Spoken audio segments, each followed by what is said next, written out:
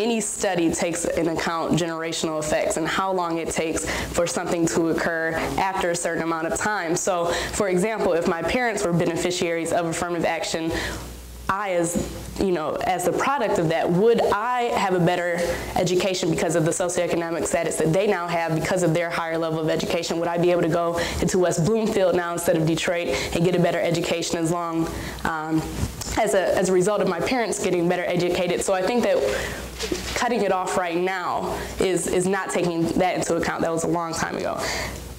Most recently, I take offense to you bringing up the Asian student in comparison to Latinos and blacks, simply because you're stating that that person is studying harder than anyone else, and I greatly would challenge you. Not always. Excuse me. Not always. I greatly would like to challenge you on that, because as anyone who has studied affirmative action, there are two very distinct groups of Asian students. There are the lower socioeconomic status and the higher socioeconomic status Asian students. Those with the higher socioeconomic status do not receive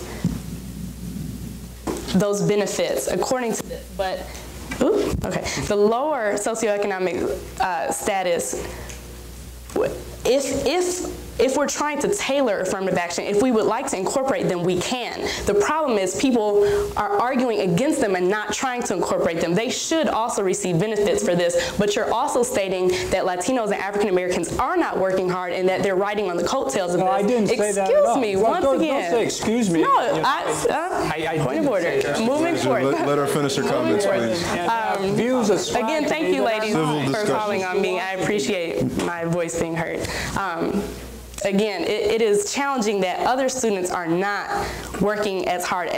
You're saying their parents are working and whatnot, and they're working on their homework. You're challenging the fact that they are not working at that same level. And I would simply just like to note that you are stereotyping. That is one of the biggest pitfalls of affirmative action, when we tend to stereotype who is working hard and who is not. And I would just like to note my disappointment in you stating that. She noted it. It's my turn to respond to it. It's utterly false. I, as an educator for over 10 years, had many African Americans, people of all races, of excellent ability and preparation. I had kids without that, of all races and backgrounds and preparations, lack thereof. So that is ascribing something to me that I don't believe in.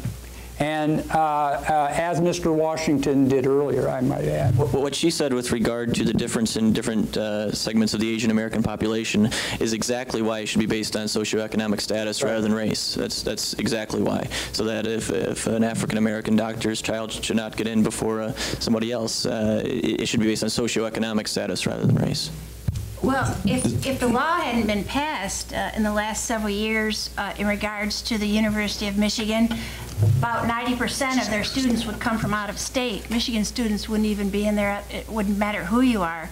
They actually had to change the rules because they were making more money off of out-of-state students. And so we weren't even in the mix. But another thing I think is really important for people to know